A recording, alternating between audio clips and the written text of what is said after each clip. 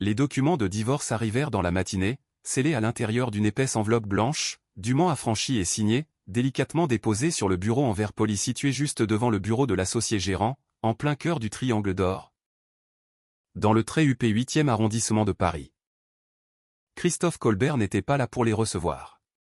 Il se trouvait encore dans la suite luxueuse d'un grand hôtel de la capitale, les lourds rideaux à demi tirés, la lumière crue de la ville se déversant sur les draps de soie froissés, son téléphone retourné face contre table à ses côtés. La nuit précédente, il avait ri de bon cœur, confiant, absolument intouchable. Il croyait fermement que sa vie était parfaitement compartimentée. Les affaires et le pouvoir dans une main, les plaisirs dans l'autre, et une épouse enceinte sagement restée à la maison, qui n'oserait jamais le quitter. De l'autre côté de la ville, Nathalie Brochant se tenait seule dans le silence pesant d'un appartement du 14e arrondissement, près de Montparnasse. Le radiateur émit un cliquetis métallique. Une tasse de café trônait, intacte, sur le comptoir de la cuisine. Son ventre s'appuyait doucement contre la laine de son pull alors que le bébé bougeait, ignorant que leur monde venait tout juste de basculer. Elle ne pleura point. Elle ne hurla pas. Elle ne l'appela pas. Au lieu de cela, elle vérifia l'accusé de réception sur son téléphone. Livré. Signé. Réceptionné. Cette enveloppe n'avait pas été envoyée sous le coup de la colère. Elle avait été expédiée avec la plus grande lucidité. Depuis des mois, Nathalie était devenue invisible, son nom effacé des comptes bancaires, sa carrière mise entre parenthèses pour l'arrivée de cet enfant. Ses opinions étaient balayées d'un revers de main, reléguées au rang de simples sautes d'humeur hormonale. Christophe était passé maître dans l'art de la domination sans jamais avoir à élever la voix. Il s'était habilement servi des failles de leur régime de la séparation des biens pour l'isoler financièrement. Il lui affirmait que c'était par amour. Il lui assurait que c'était pour la protéger. Il lui répétait qu'elle devrait s'en montrer reconnaissante. Et elle l'avait presque cru. Dans les somptueux bureaux de Christophe, les assistants se mirent à chuchoter en découvrant l'adresse de l'expéditeur. Juridique, personnel, urgent. L'une d'elles hésita un long moment avant de frapper à la porte en verre dépoli, ignorant que ce simple petit coup allait déclencher l'effondrement total d'un homme qui considérait que les conséquences fâcheuses n'arrivaient qu'aux autres. Nathalie s'assit lentement sur le rebord de son lit et posa une main protectrice sur son ventre. « J'ai choisi notre camp », murmura-t-elle dans un souffle. Même si lui ne l'a jamais fait. À cet instant précis, elle savait une chose qui échappait totalement à Christophe. Il penserait que ces documents de divorce étaient le prélude à une bataille. Mais pour Nathalie Brochant, ils constituaient le coup de grâce d'une partie d'échecs qu'elle avait d'ores et déjà remportée. Et Christophe Colbert était sur le point de découvrir la vérité de la manière la plus humiliante et publique qui soit. Ce que Christophe ignorait encore, c'était que cette enveloppe contenait bien plus qu'une simple requête en divorce. Elle renfermait les preuves qui allaient réduire en cendres tout l'empire qu'il avait bâti. Christophe Colbert avait sculpté ses matinées pour se sentir tel un dieu de la finance. Lorsqu'il pénétra dans sa tour de bureau du Triangle d'Or, son costume sur mesure était impeccablement repassé, son expression d'un calme olympien, son téléphone vibrant déjà d'une myriade de messages de félicitations pour la transaction colossale qui devait être conclue dans l'après-midi. De l'extérieur, chaque infime détail de son existence respirait le contrôle absolu, l'argent, l'influence, un nom de famille qui ouvrait toutes les portes sans la moindre question. Il ne prêta pas attention à l'enveloppe dans l'immédiat. Il laissa tomber sa mallette en cuir près de son bureau, desserra légèrement sa cravate en soie et contempla les toits de Paris et la tour Eiffel à travers les immenses baies vitrées. C'était ce panorama majestueux qu'il estimait avoir amplement mérité. C'était la preuve tangible que chaque sacrifice, y compris le malheur silencieux de sa femme, en valait la peine. Son assistante le suivit à l'intérieur, pesant soigneusement le ton de sa voix. « Une livraison est arrivée pour vous plus tôt. Des documents juridiques. » Christophe leva à peine les yeux. « Posez-les sur le bureau. » Les documents juridiques représentaient le train-train quotidien, contrat, accord de confidentialité, examen de conformité. Le papier n'était que du papier à ses yeux, une chose qu'il signait machinalement avant de passer à autre chose. Il parcourut ses courriels à la place, survolant les titres, esquissant un demi-sourire à la lecture d'un message de Léa reçu 1 heure auparavant. Il disait « La nuit dernière était parfaite. Appelle-moi quand tu seras libre. » Libre. Le mot l'amusa follement. Dans son esprit, Nathalie était chez eux, s'adonnant à ses occupations habituelles, attendant, se reposant, portant l'enfant qu'elle avait affirmé désirer. Il se persuadait qu'elle était en sécurité, à l'abri du besoin, chanceuse. Il se répétait qu'elle avait bien plus besoin de lui qu'il n'avait besoin d'elle. Cette conviction s'installait confortablement, tel un bouclier, dans sa poitrine. Lorsqu'il finit par se saisir de l'enveloppe, ses doigts se figèrent. Non pas parce qu'il avait reconnu l'adresse de l'expéditeur, mais parce que le poids de l'objet lui parut anormal. Trop lourd. Trop solennel. Il repoussa un stylo de luxe sur le côté et déchira le rabat. La première page lui coupa net la respiration.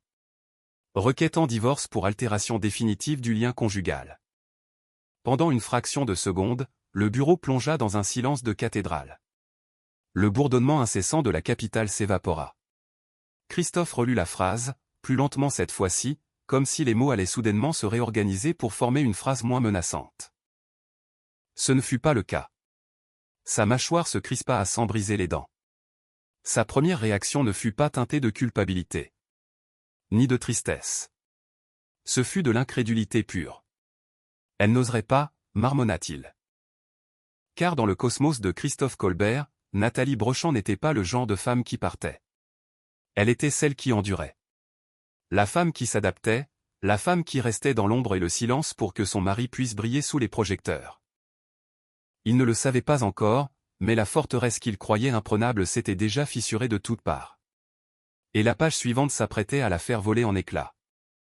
Le message était arrivé alors que Nathalie Brochant faisait la queue dans une petite pharmacie de quartier près de chez elle. Son téléphone avait vibré une fois dans le creux de sa main. Elle avait failli l'ignorer.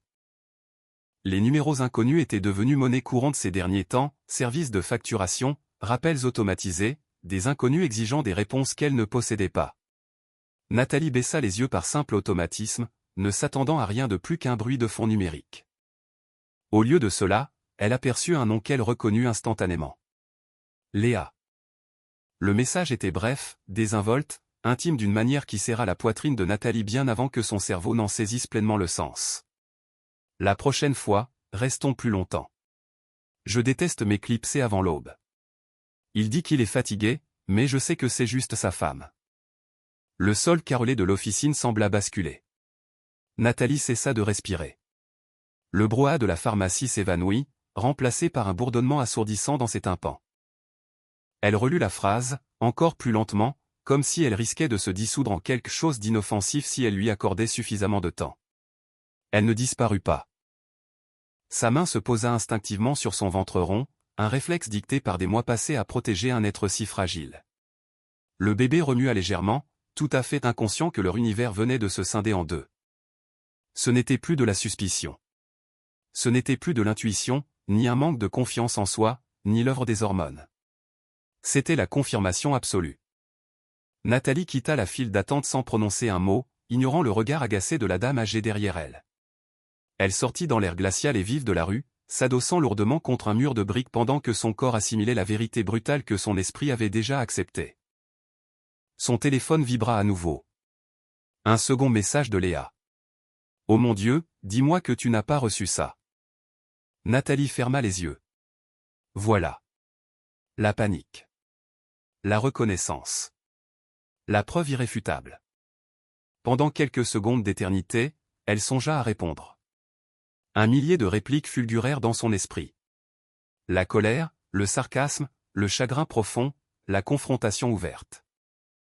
Elle s'imagina lui demander pourquoi, depuis combien de temps, lui demander ce qu'elle avait pu faire de travers pour mériter un tel affront. Mais elle ne tapa rien. Au lieu de cela, elle fit une capture d'écran, puis une deuxième. Elle ouvrit sa boîte mail et transféra les images à Rachel Nguyen avec une seule et unique phrase, « Elle m'a envoyé ceci par erreur. » Rachel répondit dans les minutes qui suivirent. « Ne réponds surtout pas. Ne la bloque pas. Je sauvegarde tout. » Nathalie glissa le téléphone dans la poche de son manteau, la main d'une fermeté qui la surprit elle-même. La douleur était toujours là, lancinante, perçante, abyssale. Mais une autre émotion venait de faire surface sous la cicatrice béante. Une clarté absolue. Christophe ne l'avait pas seulement trahi. Il avait menti avec une telle aisance qu'une autre femme se sentait parfaitement légitime de se moquer de son existence. Cette révélation glaçante ne brisa pas Nathalie. Elle la forgea. Pendant ce temps, dans sa tour du Triangle d'Or, Christophe Colbert souriait toujours aussi arrogant, toujours inconscient qu'un simple message expédié par mégarde venait de renverser l'échiquier du pouvoir de manière irrévocable. Car Nathalie Brochant n'avait plus besoin d'avancer à l'aveugle, elle détenait la vérité noir sur blanc, et cette vérité allait lui coûter infiniment plus cher qu'il ne pouvait se l'imaginer. Ce que Nathalie ignorait encore, c'était que ce texto n'était que la plus petite fissure d'un mensonge monumental sur le point de s'effondrer de toutes parts. Ce soir-là, Christophe ne rentra pas à la maison, du moins pas comme il en avait l'habitude. Nathalie entendit la lourde porte s'ouvrir aux alentours de minuit, le petit bruit feutré de ses souliers en cuir hors de prix délicatement posés contre le mur, le silence millimétré d'un homme qui ne souhaitait pas éveiller les soupçons. Elle resta allongée dans le lit conjugal, les yeux grands ouverts dans l'obscurité, une main reposant sur son ventre, l'écoutant évoluer dans l'appartement comme si elle était déjà devenue un fantôme. Le lendemain matin, la manipulation fit son entrée, habilement déguisée en sollicitude. Christophe se tenait dans la cuisine, faisant défiler les actualités sur son téléphone, son expresso refroidissant, la voix d'un calme olympien et mesuré. « Tu sais, je pense qu'il est préférable que je gère seul les finances pour le moment, déclara-t-il sur un ton désinvolte. Tu as été très stressé dernièrement. La grossesse fait ça. Nathalie ne répondit pas immédiatement. Il poursuivit, sans même daigner croiser son regard. J'ai gelé le compte commun, à titre purement temporaire. N'y vois rien de personnel. Sous notre régime de séparation des biens, je veux simplement m'assurer que tout reste stable. Stable. À l'heure du déjeuner, sa carte bancaire fut refusée à la caisse de l'épicerie fine. Au crépuscule, son accès aux fichiers partagés sur le cloud avait été révoqué. Le mot de passe de sa messagerie électronique ne fonctionnait plus. Le mince filet de sécurité sur lequel elle n'avait pas réalisé s'être tant reposé se désintégrait fil après fil. Lorsqu'elle finit par l'aborder, avec une douceur calculée et prudente, Christophe soupira bruyamment, comme si son existence même l'épuisait. « Tu surréagis complètement, » trancha-t-il. « J'essaie de nous protéger. Tu devrais te reposer, pas te faire du mauvais sang pour de l'argent. Tu n'as pas à toucher à ce qui est à nous. » Le mot nous sonnait atrocement creux à présent. Cette nuit-là, Nathalie s'assit au bord du canapé, l'ordinateur portable ouvert, fixant un écran désespérément vierge à l'endroit où figurait autrefois son curriculum vitae. Des années d'expérience et de brillance balayées par un simple changement de mot de passe. Son téléphone vibra. Un SMS de Christophe, « S'il te plaît, ne rends pas les choses plus difficiles qu'elles ne doivent l'être. » Elle sentit quelque chose se déplacer au plus profond de sa poitrine. Pas de la panique. Pas de la terreur. De la lucidité. Ce n'était pas de l'amour. C'était un chantage abominable. Elle ouvrit un carnet de notes relié de cuir et commença à consigner le moindre détail. Les dates exactes, les relevés de compte, les conversations qu'elle avait autrefois balayées d'un revers de main, toutes ces fois où on lui avait sommé de se taire, pour le bien de la famille. Chaque mot rédigé apaisait sa respiration. Plus tard, dans la salle de bain, Nathalie croisa son propre reflet dans le miroir. Elle paraissait lasse, presque rétrécie, mais ses yeux brillaient d'une limpidité qu'il n'avait plus eue depuis des lustres. « Il pense que je n'ai nulle part où aller », murmura-t-elle si bas qu'elle fut la seule à s'entendre. Son téléphone vibra à nouveau, affichant cette fois un message de Rachel Nguyen. « A-t-il déjà restreint tes accès ?» Nathalie répondit par un seul mot. « Oui. » La réponse de la brillante avocate fusa instantanément. « Parfait. Cela signifie qu'il est mort de peur. » Nathalie ferma les yeux, sa main retrouvant le chemin de son ventre alors que le bébé bougeait tendrement, lui rappelant cruellement l'enjeu de cette guerre. Christophe était convaincu que son emprise absolue la réduirait au silence. Il ne se rendait pas compte que c'était précisément l'instant où elle avait cessé d'avoir peur.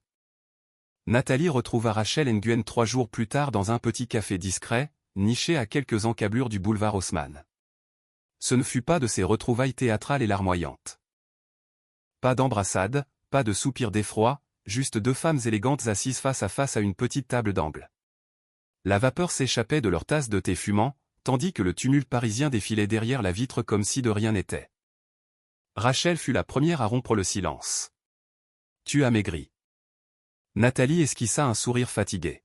« Mais je vois beaucoup plus clair. » Rachel l'étudia un instant de plus, avec cette même acuité dont elle faisait preuve des années auparavant, à l'époque où elles arpentaient les mêmes couloirs de bureau. Jadis, Nathalie Brochant était une analyste redoutable, dotée d'un esprit de déduction aiguisé que les gens avaient la fâcheuse manie de sous-estimer avant qu'il ne soit trop tard. Rachel n'avait jamais oublié cette version flamboyante de son amie. « Raconte-moi tout », ordonna Rachel. Alors Nathalie s'exécuta. Elle ne pleura pas. Elle n'enjoliva rien. Elle exposa les faits bruts, de la même manière qu'elle présentait jadis ses évaluations des risques financiers, les dates, les changements de comportement, les mouvements de fonds suspects, le message accablant de Léa, les comptes soudainement bloqués. Rachel écouta sans jamais l'interrompre, les traits de son visage se durcissant à chaque nouvelle atrocité révélée. Lorsque Nathalie eut terminé, un lourd silence s'installa. Puis, Rachel prit la parole, la voix basse mais cinglante. « Il ne t'a pas seulement trompé. » Nathalie releva les yeux. « Il t'a isolé financièrement, professionnellement et émotionnellement. » Cela pèse lourd dans la balance, poursuivit Rachel. Les juges aux affaires familiales n'ignorent plus ce genre de schéma destructeur aujourd'hui. Nathalie déglutit difficilement. Il est persuadé que je suis totalement dépendante de lui. Rachel hocha la tête. Les hommes de sa trempe font toujours cette erreur fatale. L'avocate extirpa une fine chemise cartonnée de son sac en cuir et la fit glisser sur le marbre de la table. À l'intérieur s'empilaient des formulaires vierges, des listes de contrôle, des frises chronologiques. Mais il ne s'agit pas d'une vulgaire vengeance, précisa Rachel. Il est question de sécurité. La tienne, et celle du bébé. Nous allons avancer nos pions avec une prudence extrême. Nous allons tout documenter avec la précision d'un horloger. Et surtout, nous n'allons pas l'avertir. Les mains de Nathalie se mirent à trembler et effleurer le dossier. Non pas de terreur, mais d'un immense soulagement. Pendant des mois, murmura-t-elle, tout le monde m'a traité comme une petite chose fragile. Comme si j'étais incapable d'encaisser la vérité. Le ton de Rachel s'adoucit imperceptiblement. Tu n'es pas fragile, Nathalie. Tu étais contenue. Prisonnière. Quelque chose se brisa, puis se libéra dans la poitrine de Nathalie. Ce n'était plus de la souffrance, c'était une délivrance absolue. Rachel se pencha en avant. Il y a encore une chose primordiale que tu dois assimiler. Au moment même où il comprendra qu'il perd le contrôle, il va intensifier les hostilités. Nathalie hocha lentement la tête. Je le sais. Et quand il le fera, ajouta Rachel, tu ne seras plus seule pour affronter la tempête. Alors que Nathalie se levait pour partir, elle sentit le bébé donner un coup, vigoureux et régulier. Pour la toute première fois depuis l'éclatement de la vérité, elle s'autorisa une pensée ténue, presque dangereuse. Peut-être que tout ceci n'était pas la fin de son monde. Peut-être que c'était précisément l'instant où sa véritable existence recommençait en silence. Plus Rachel creusait les méandres financiers, plus l'atmosphère de la pièce s'alourdissait. Elles étaient installées à la petite table à manger de Nathalie, les liasses de papier méticuleusement alignées. Le vieil ordinateur portable de Nathalie ronronnait doucement pendant que Rachel passait au crible les relevés bancaires et les courriels archivés que Nathalie avait miraculeusement réussi à récupérer. Dehors, la circulation parisienne suivait son cours, indifférente au drame qui se jouait. À l'intérieur, un complot bien plus pernicieux prenait forme. Quelque chose cloche ici, annonça enfin Rachel. L'estomac de Nathalie se noua. Qu'est-ce qui cloche? Rachel tourna l'écran vers elle. Ces virements. Ils n'ont rien d'aléatoire. Ils sont minutieusement programmés. Toujours après que tu aies signé un document quelconque, toujours en utilisant ton nom. Nathalie scruta les alignements de chiffres, son cerveau s'efforçant de faire le lien. Mon nom? De quelle manière? En tant qu'autorisation, répondit Rachel, implacable. Ta signature numérique. Tes anciens identifiants de la société. Il ne s'est pas contenté de te couper les vivres. Il s'est servi de toi. Ses paroles s'abattirent avec plus de violence que n'importe quel aveu d'adultère. Rachel poursuivit, le timbre grave et d'une précision chirurgicale. Christophe a fait transiter des dépenses personnelles faramineuses et des investissements à haut risque par le biais de comptes qui te désignent comme co-approbatrice. Sur le papier, cela ressemble à des décisions prises conjointement. Exploitant la façade de votre mariage. Si jamais les autorités judiciaires ou fiscales viennent fouiner, la responsabilité légale ne s'arrête pas à lui. Un froid polaire envahit la cage thoracique de Nathalie. Il m'a assuré que c'était de la pure paperasse administrative, souffla-t-elle, livide. Il prétendait que c'était plus simple si je signais puisque mon nom y figurait déjà. Rachel acquiesça. C'est exactement la tactique. Il avait besoin d'un pare-feu, d'un fusible. Et tu étais le paravent idéal. L'enfant tressaillit brusquement, comme s'il réagissait à l'extrême tension qui raidissait le corps de sa mère. Elle pressa la paume de sa main sur son ventre, luttant contre une violente nausée. Donc, si ce château de cartes s'effondre, articula lentement Nathalie, il avait prévu de me laisser couler avec le navire. Absolument, trancha Rachel sans l'ombre d'une hésitation. Et il partait du principe que tu ne t'en apercevrais jamais, ou que tu serais bien trop terrorisé pour oser riposter. Un long silence s'abattit. Nathalie repensa à toutes ces soirées où elle lui avait fait une confiance aveugle. À la façon dont il lui souriait en lui tendant ses parapheurs, au ton suave de sa voix lorsqu'il murmurait « C'est la routine, ma chérie ». Cette réalisation brûlait la chair de manière bien plus féroce que la simple existence de Léa. Rachel referma sèchement l'ordinateur. Ceci n'est plus une simple procédure de divorce, Nathalie. C'est de la compromission frauduleuse. Et cela change absolument toutes les règles du jeu. Nathalie redressa la tête. Sa voix ne tremblait plus d'un iota. Que faisons-nous? Le regard de Rachel soutint le sien avec une intensité farouche. Nous compilons chaque preuve. Nous te protégeons judiciairement. Et nous nous assurons que la vérité éclate au grand jour, dans l'ordre de notre choix. Nathalie hocha la tête une seule fois. Cette nuit-là, esselée dans son grand lit, elle fixa le plafond craquelé, écoutant l'immeuble haussmannien gémir sous le vent de la nuit. Elle venait enfin de mesurer la véritable ampleur de son ennemi. Christophe n'avait pas seulement piétiné son cœur. Il avait joué l'avenir de sa femme à la roulette russe. Et pour la première fois depuis le début de ce cauchemar, Nathalie ne fuyait plus. Elle s'armait pour survivre, résolue à s'assurer qu'il ne pourrait plus jamais détruire l'existence de quiconque. À la fin de cette même semaine, Nathalie Brochant avait perdu la quasi-totalité de ce qui constituait autrefois ses repères. Son téléphone ne sonnait plus. Les messages de ses soi-disant amis s'étaient taris. Même les appels de politesse de la belle famille Colbert s'étaient volatilisés, remplacés par un silence de tombe, si absolu qu'il ne pouvait être qu'orchestré. Lorsqu'elle tenta de se connecter au portail de certification de son ordre professionnel, le mot de passe avait été réinitialisé. Lorsqu'elle ouvrit sa messagerie électronique, la moitié de ses dossiers classés avaient été purement et simplement purgés.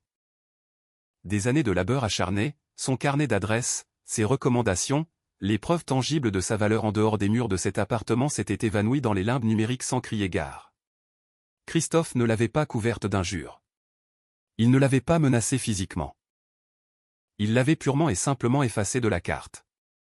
Le coup de grâce tomba un vendredi en fin d'après-midi, lorsque Nathalie ouvrit sa boîte aux lettres dans le hall et découvrit une mise en demeure officielle à son nom. Elle ne provenait ni du tribunal, ni d'une banque, mais du syndic de copropriété. Le bail de l'appartement, autrefois garanti par les revenus colossaux de Christophe, faisait l'objet d'une procédure de révision.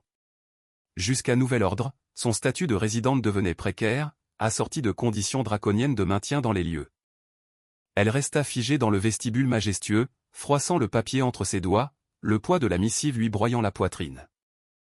Autour d'elle, les résidents entraient et sortaient, les bras chargés de courses luxueuses, éclatant de rire au téléphone, vivant ces vies parfaites qui ne s'effondraient pas du jour au lendemain.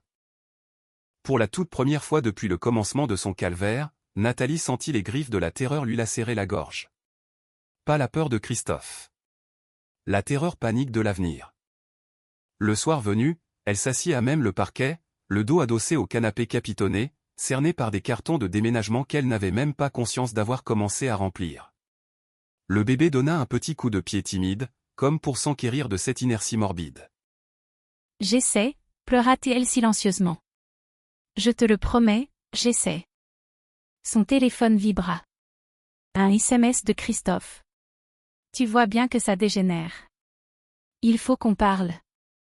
Ça dégénère. Comme si l'anéantissement de sa vie n'était qu'un petit dégât des eaux qu'il devait éponger. Elle ne daigna pas répondre. À la place, elle composa le numéro de Rachel. Je ne sais pas combien de temps je vais encore pouvoir tenir, confessa Nathalie, la voix se brisant pour la toute première fois. Rachel ne prit pas de gants. C'est exactement le but de la manœuvre. C'est son point de pression. Il veut te briser psychologiquement avant même l'audience. Si tu t'effondres maintenant, il rafle la mise. Nathalie ferma fort les yeux. Et si je tiens bon? Rachel marqua une pause.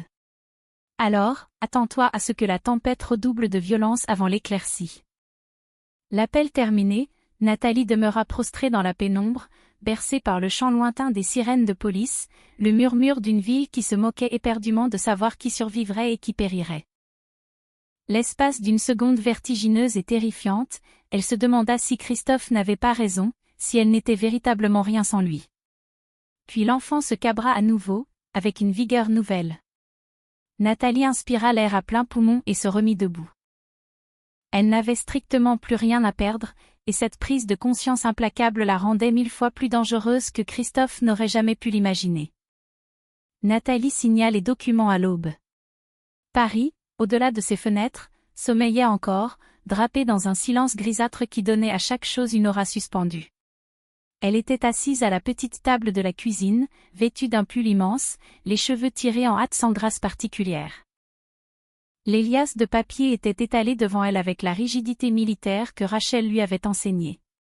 Aucune précipitation. Aucune main tremblante. Aucune place pour les regrets. Elle s'étonna du manque total d'émotion qui accompagnait cet acte solennel.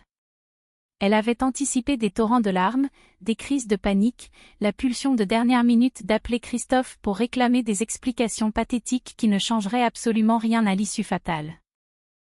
Au lieu de cela, un calme souverain l'enveloppait, cette paix froide qui s'installe lorsque la douleur a tout calciné sur son passage. Elle parcourut chaque feuillet avec une lenteur calculée. Nom, adresse, date du mariage, conditions de la séparation des biens. Lorsqu'elle atteignit la ligne réservée à la signature finale, son poignet resta suspendu en l'air une microseconde. Pas par lâcheté, mais poussé par le souvenir. Le spectre furtif de celle qu'elle avait été. Une femme qui s'imaginait que l'engagement rimait avec abnégation. Qui croyait que se taire était une forme de noblesse. Cette femme-là avait rendu l'âme. Nathalie apposa sa signature. La plume du stylo gratta le papier avec un son net, final, irréversible. Elle expira longuement, sentant le bébé se repositionner, comme en écho à la tension qui fuyait le corps de sa mère. « J'ai choisi notre camp », répéta-t-elle à haute voix. Plus tard dans la matinée, elle s'habilla avec soin. Rien de théâtral. Un jean propre, un manteau de bonne coupe, des chaussures plates pour ménager ses reins douloureux. Elle prépara l'enveloppe de ses propres mains, la scellant d'une pression implacable, inscrivant l'adresse de destination d'une écriture ample et affirmée. Elle ne la confia pas au gardien de l'immeuble. Elle marcha 3 pâtés de maison jusqu'à une agence de coursier, patienta son tour, et exigea une remise en main propre contre signature. Lorsque l'employé lui demanda s'il s'agissait d'un envoi urgent, Nathalie hocha la tête. Oui, confirma-t-elle. D'une urgence absolue. Alors qu'elle remettait un pied sur le trottoir parisien, son téléphone se mit à vibrer. Le nom de Christophe illuminait l'écran. Elle fixa les lettres lumineuses pendant un long battement de cils, puis retourna le téléphone dans sa poche. Il n'avait plus le droit d'interrompre le cours de son histoire. Au moment où elle poussa la porte de son appartement, le courriel de confirmation de l'agence était déjà arrivé, programmé, traçable, inéluctable. Cet après-midi-là, Nathalie se reposa sur le canapé, une main couvant son ventre, l'autre posée sur le mince dossier que Rachel avait laissé derrière elle. Dehors, la capitale poursuivait sa frénétique course en avant. Les klaxons de Montparnasse, les pas précipités des passants, les disputes d'inconnus pour des futilités. À l'intérieur, une lourde porte de chêne venait de se refermer à double tour. Christophe s'imaginait encore pouvoir s'en sortir par une pirouette rhétorique, et il croyait dur comme fer qu'elle finirait par flancher. Il avait tort sur toute la ligne, car une fois ces maudits papiers expédiés, Nathalie Brochant n'était plus en train de préparer son départ. Elle était déjà partie. Et la phase suivante de l'opération se déroulerait sans qu'elle n'ait jamais besoin d'élever la voix. L'enveloppe trônait sur le bureau majestueux de Christophe Colbert lorsqu'il regagna son cabinet après un déjeuner d'affaires. Elle était parfaitement centrée sur le sous-main en cuir, bien plus épaisse que n'importe quel contrat d'acquisition qu'il avait paraphé cette année, les bords nets, le grammage du papier assez luxueux pour imposer le respect. Son assistante de direction patientait près de l'encadrement de la porte, les mains sagement croisées, se raclant discrètement la gorge, le regard savamment fuyant. Un coursier juridique exigeait une signature personnelle, murmura-t-elle. C'était marqué urgent. Christophe se contenta d'opiner du chef, la congédiant d'un geste sec du poignet. Il ressentait de l'agacement, pas de l'inquiétude. Les questions juridiques le harcelaient de l'aube au crépuscule. C'était le tribut à payer pour s'asseoir au sommet de la pyramide. Il défit le nœud de sa cravate, se laissa choir dans son fauteuil de cuir, et attrapa l'enveloppe sans la moindre précipitation. Puis il lut le nom de l'expéditeur, Nathalie Brochant. Ses doigts se raidirent. Pendant un court instant, il envisagea de ne pas l'ouvrir. Le contrôle absolu impliquait de choisir le moment opportun. Le pouvoir résidait dans le refus d'agir dans la précipitation. Mais l'étrange lourdeur du pli le perturbait, il déchira l'ouverture avec une brutalité qui le trahit. Le premier feuillet glissa sur le cuir. Requête en divorce pour altération définitive du lien conjugal. Christophe fixa l'entête, son cerveau refusant d'assimiler l'information. Le mot divorce ne cadrait pas avec le scénario qu'il avait minutieusement écrit. Nathalie était contrariée, certes, fragile sur le plan émotionnel, la grossesse la mettait sur les nerfs. Mais le divorce était une arme qu'elle n'était pas censée brandir. Il tourna sèchement la page, et la suivante lui sauta à la gorge, date d'audience, ordonnance de non-conciliation, exigence de divulgation des patrimoines respectifs, demande de résidence habituelle exclusive pour l'enfant à naître. Son souffle ralentit dangereusement, puis se coupa net. Ce n'était pas un coup de sang.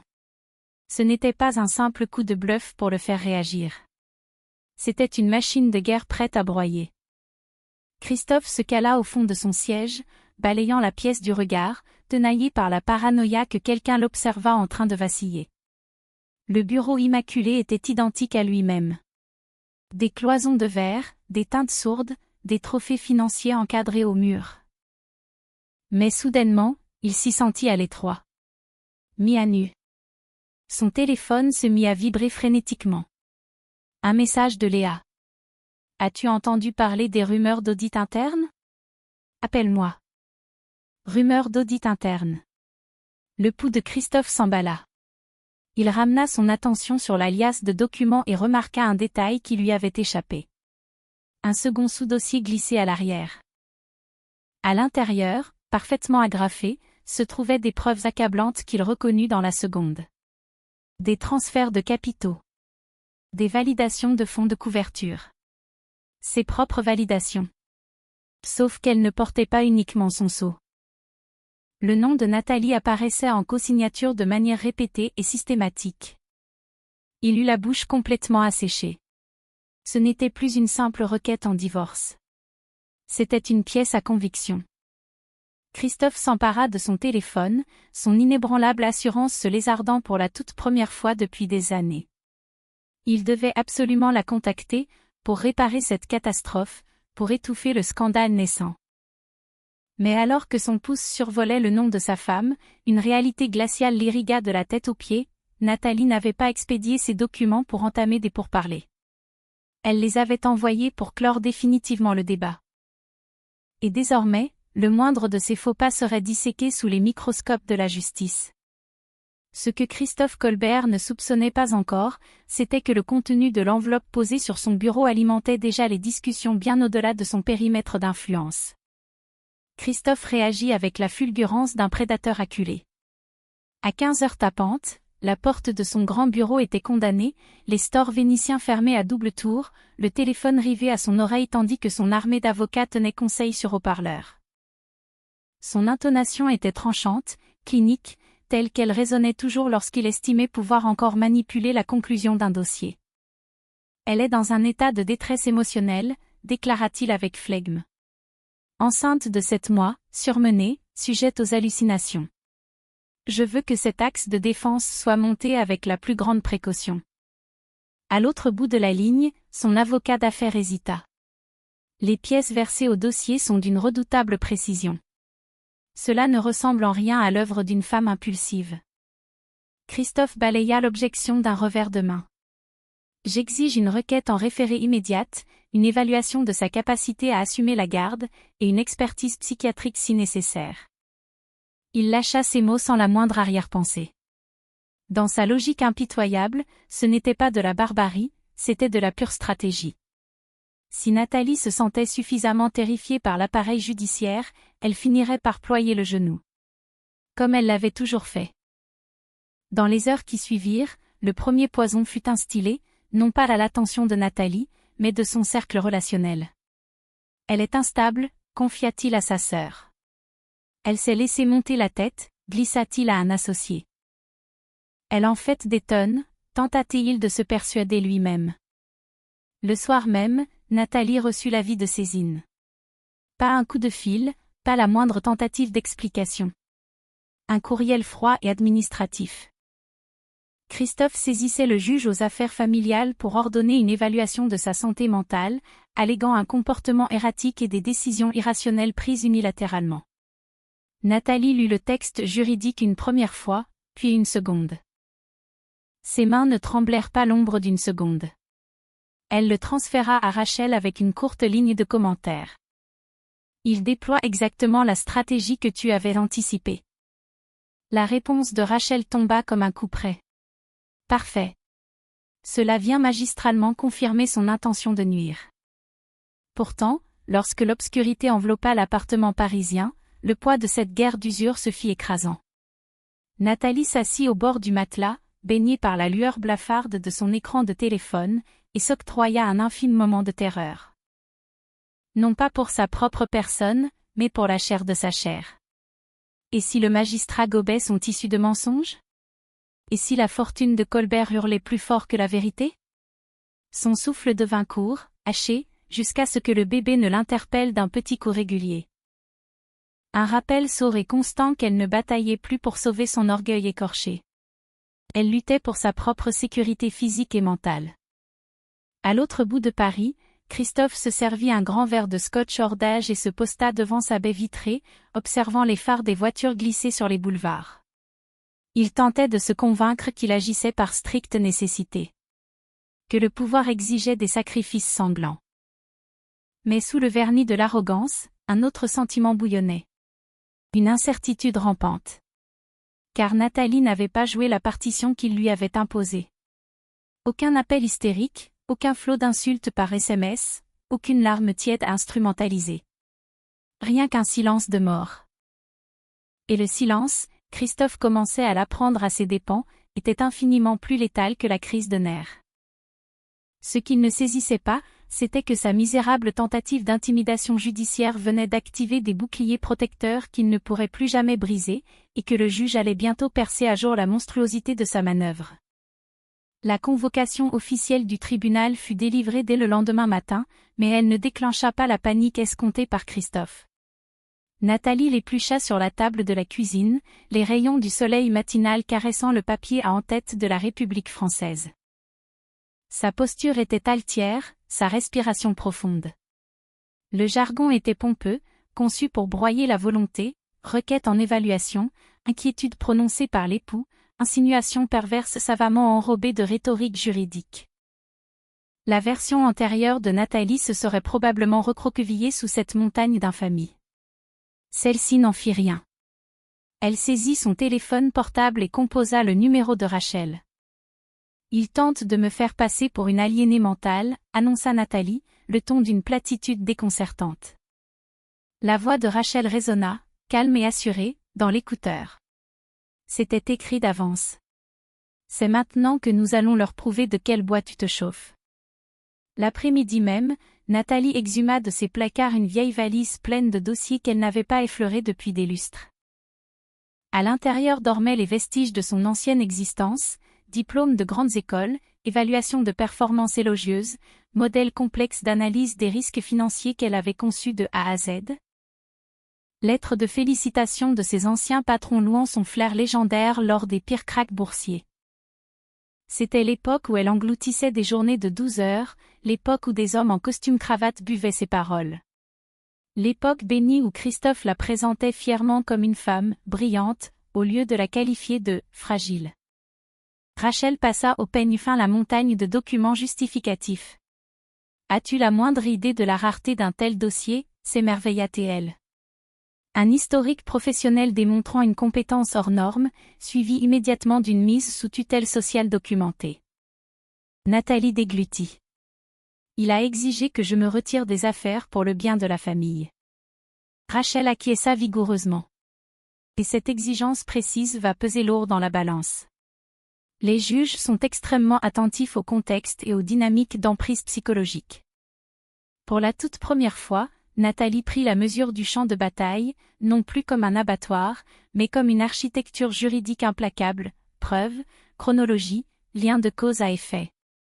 Ce soir-là, elle rédigea l'attestation destinée au juge. Pas de pathos, pas de justification larmoyante, uniquement des faits irréfutables. Elle décrivit l'abandon forcé de sa carrière sur l'insistance de son époux, le gel inopiné de ses comptes personnels, la découverte sordide de l'adultère via un texto envoyé par erreur, et son choix délibéré de s'en remettre aux tribunaux plutôt que de se livrer à des scènes de ménage stériles.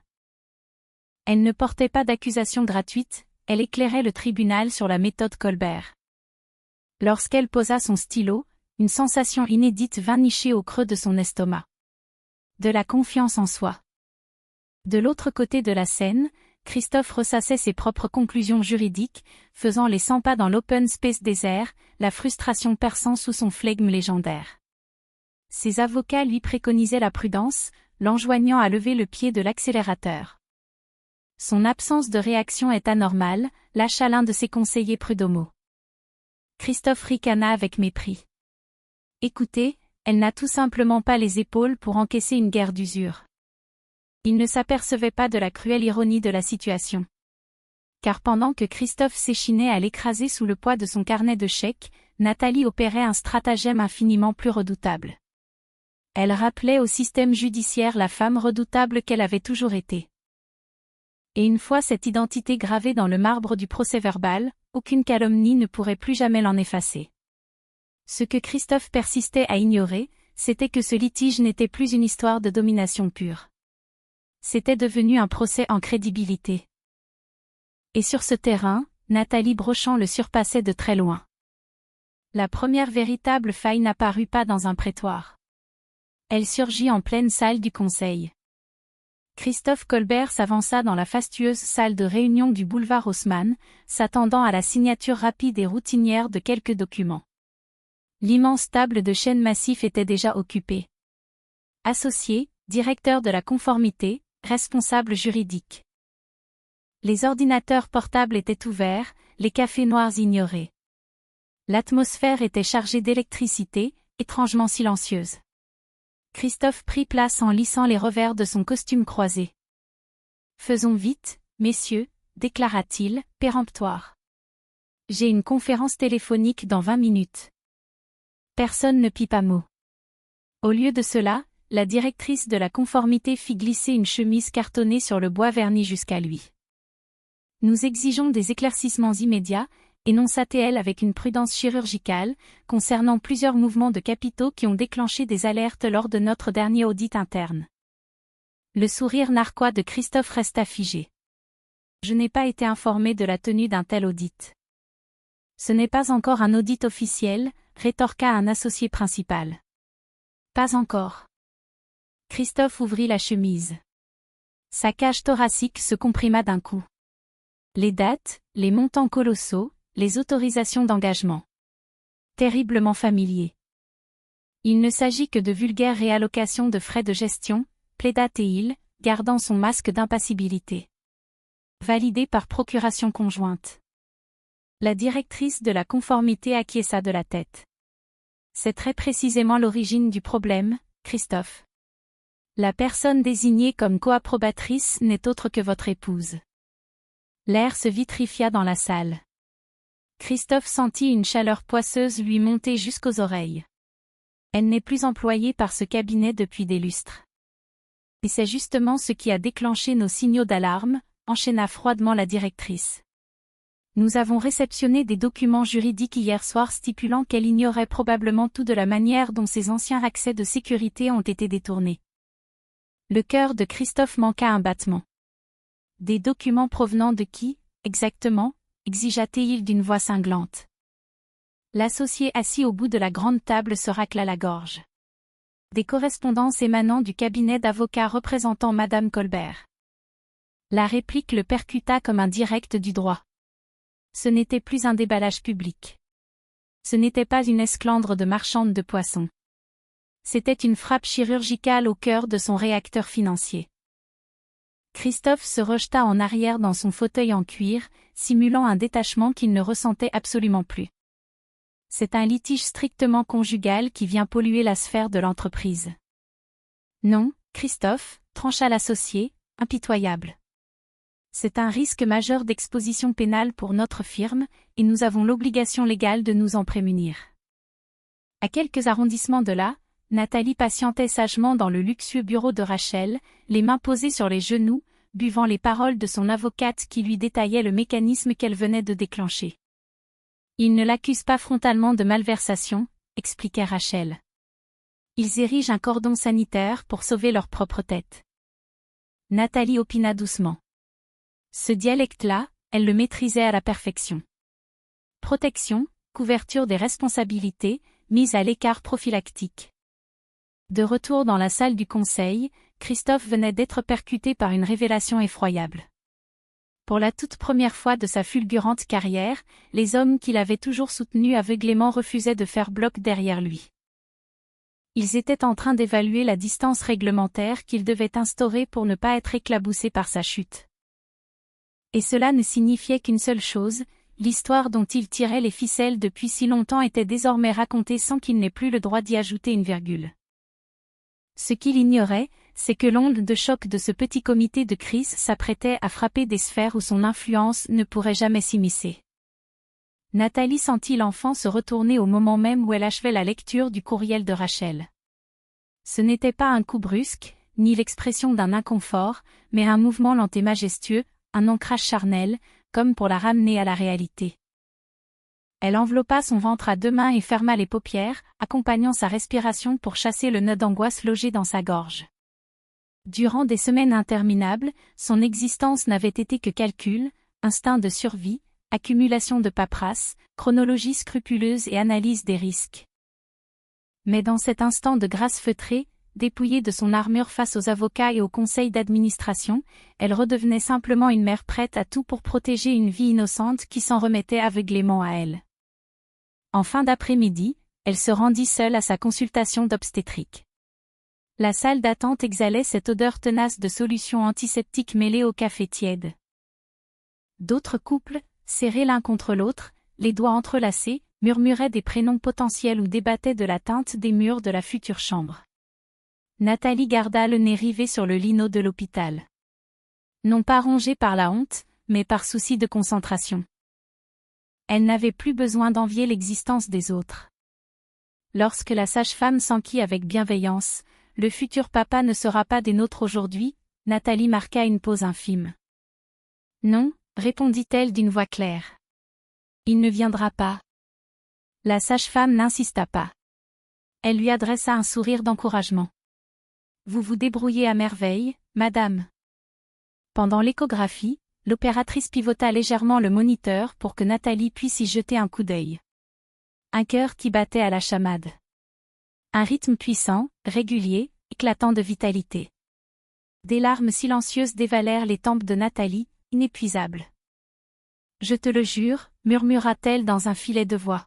« Je ne te laisserai jamais grandir en croyant que l'emprise psychologique est une forme d'amour. » Le soir venu, barricadée dans son appartement parisien, Nathalie enregistra une courte vidéo avec son smartphone.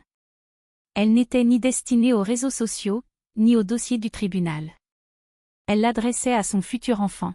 « Si un jour tu te demandes pourquoi j'ai choisi le sentier le plus rocailleux, susurra-t-elle à l'objectif, sache que c'était parce que je désirais par-dessus tout te voir grandir en homme ou en femme libre. Même si, pour cela, j'ai dû me montrer courageuse bien avant de m'en sentir capable. » Elle enregistra le fichier et le scella virtuellement. À l'autre extrémité de la capitale, Léa trônait seule dans son appartement au design épuré, faisant défiler nerveusement les écrans de son téléphone. Les textos enflammés de Christophe s'étaient volatilisés. Des rumeurs sournoises commençaient à gangrener les cercles d'influence. Des bruits de couloirs étouffés, mais d'une toxicité absolue. Elle ouvrit la conversation de groupe de ses prétendus amis et pianota machinalement. Je vous jure que je n'avais aucune idée qu'il se servait du nom de sa femme pour ses magouilles. Je le jure. Le message flotta sur l'écran d'attente un quart de seconde de trop. Puis, la flèche d'envoi devint bleue. Les yeux de Léa s'écarquillèrent d'horreur. Elle tenta frénétiquement de supprimer sa confession numérique. Trop tard. Parce qu'il s'avère que les vérités les plus mortelles ne jaillissent pas toujours des commissions d'enquête ou de la bouche des procureurs. Elles jaillissent de ces instants d'égarement où l'on omet de protéger ses arrières. Et cette simple petite phrase traversait déjà l'espace virtuel, en route vers le seul bastion que ni Christophe ni Léa ne pourraient jamais corrompre. Christophe Colbert fit irruption devant l'immeuble de Nathalie au crépuscule. Il n'avait pas fait annoncer sa visite. Il n'avait pas envoyé le moindre texto de préavis. Il trépignait dans le corridor étroit qui desservait le palier de son appartement, sa veste de créateur froissée pour la toute première fois depuis qu'elle l'avait rencontré. La mâchoire serrée à blanc, ses yeux trahissaient l'éclat fiévreux d'une panique sourde. Nathalie le scruta à travers l'œilleton de sécurité. Durant un quart de seconde, son corps tout entier réagit bien avant son cerveau. La mémoire traumatique des muscles, le vieux réflexe conditionné de se tasser pour amortir le choc. Puis elle redressa la nuque, déverrouilla les pépins dormants tout en maintenant la chaîne de sécurité enclenchée, et entr'ouvrit la porte de quelques centimètres. Christophe ne chercha même pas à esquisser un sourire de circonstance. « Il faut qu'on parle », gronda-t-il, d'une voix sourde. « Tout de suite. »« Il n'y a plus rien à nous dire », lui répondit Nathalie, glaciale. Le regard de l'homme dévia vers son ventre rebondi, puis remonta, féroce, vers son visage. « Tu n'as pas le droit de mener cette guerre toute seule. Tu aggraves considérablement ta situation. » Nathalie l'observa, fascinée. Le monarque omnipotent qui jadis domptait l'attention de conseils d'administration entiers paraissait désormais terriblement fragile, écrasé par des murs de béton qu'il ne pouvait pas démolir à coups de liasses de billets. « Vous devriez partir », énonça-t-elle, basculant sans crier gardu.